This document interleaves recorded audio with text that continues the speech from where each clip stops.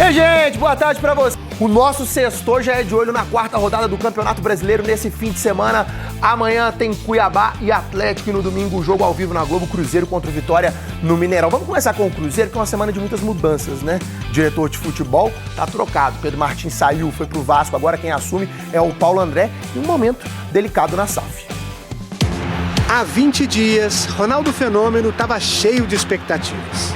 Há um empate de conquistar o primeiro Campeonato Mineiro como dirigente, a derrota de virada no Clássico e a perda do título estadual foram um duro golpe. O início de um período de instabilidade da SAF do Cruzeiro. Críticas, contestações, troca de técnico, liberação do goleiro Rafael Cabral, desempenho decepcionante diante do maior rival no Brasileirão, futebol pobre e, para fechar, saída do diretor de futebol. Pedro Martins está a caminho do Vasco da Gama.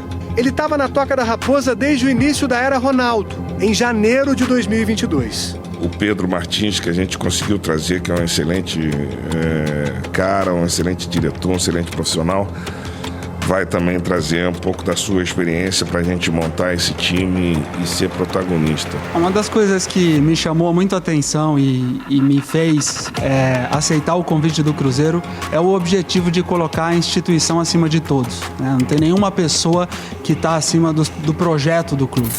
Nos 2 anos e 4 meses em que esteve no Cruzeiro, Pedro Martins se mostrou avesso às câmeras e aos holofotes. Não gostava de aparecer e de dar entrevistas, o que muitas vezes gerou reclamações da torcida, especialmente depois de derrotas e de momentos ruins. Logo nos primeiros dias de trabalho, ele foi um dos cabeças na decisão de não renovar o contrato do goleiro Fábio, o que provocou protestos. Essa, sem dúvida, foi uma das decisões mais difíceis daquele início. Eu não participei da reunião do Fábio, foram Gabriel Lima e Pedro Martins naquele momento. Entre salvar o ídolo ou salvar o clube, a gente optou por salvar o clube. Na minha visão, ficou evidente que havia uma discordância no aspecto financeiro, mas a principal delas era a discordância com relação ao projeto desportivo do clube. 3 meses depois, Pedro Martins não conseguiu evitar a saída da principal joia do clube para o Atlético Paranaense, que pagou a multa rescisória e levou o atacante Vitor Roque. Apesar da insatisfação da torcida com as saídas, o diretor de futebol deixou boa impressão com a montagem de um elenco considerado barato, que conquistou com folgas o título da Série B. O Cruzeiro está de volta à Série A, é um recomeço na elite. Desde a volta à Série A, a pressão aumentou. Com críticas à montagem do plantel, durante o período em que o dirigente esteve no clube, o Cruzeiro contratou 68 jogadores. 36 em 2022, 26 em 2023 e 10 na atual temporada. Olhando para trás, tomariam várias decisões diferentes.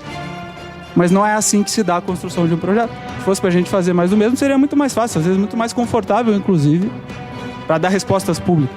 Apesar do discurso da SAF, favorável a trabalhos de longo prazo para treinadores, a gestão de Pedro Martins ficou marcada pelas trocas de comando. 5 técnicos foram contratados: Paulo Pesolano, Pepa, Zé Ricardo, Nicolás Larcamon e Fernando Seabra. A quantidade de treinador que a gente teve aí do nosso lado não nos deixa feliz e sempre tem que trazer a gente para uma reflexão. Nas últimas semanas, o trabalho do diretor vinha sendo mais questionado pela torcida. Mas Martins sempre foi homem de confiança da gestão Ronaldo.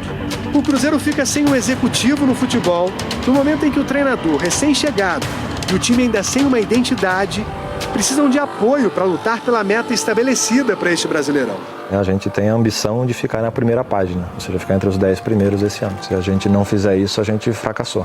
O objetivo é que até 2030 a gente consiga levar o Cruzeiro de volta a brigar aí pelos, vamos chamar de 6 primeiras colocações. Nos próximos dias, Ronaldo e sua equipe terão que encontrar um novo diretor de futebol em sintonia com as ideias da gestão e que ajude o Cruzeiro a voltar a brigar por títulos. Trabalho dentro de campo, trabalho nos bastidores. Vamos pra Toca da Raposa, onde está a Rafaela Potter. Porque eu quero saber, Rafa, boa tarde pra você. O Paulo André, que já estava na diretoria, vai assumir esse cargo efetivamente, interino? Me conta. Boa tarde pra você, seja bem-vindo.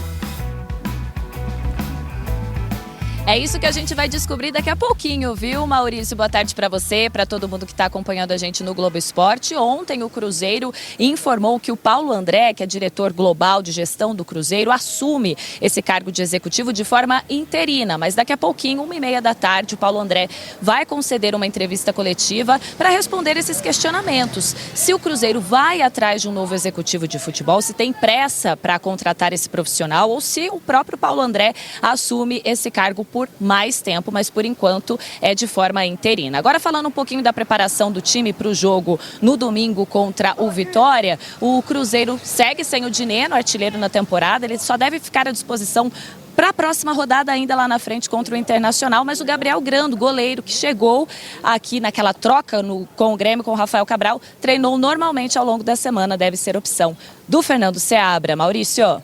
Tá certo, Rafa. Muito obrigado pelas informações. Hoje, dia 26 de abril, que é o dia do goleiro. Rafa, valeu. Vamos seguir porque o Cruzeiro, dá só uma olhada, tá de roupa nova. Lançou o uniforme 2, essa camisa branca. Dá uma reparada nos detalhes, na manga e na gola. Essas artes fazem alusão à igrejinha da Pampulha que tá ali atrás.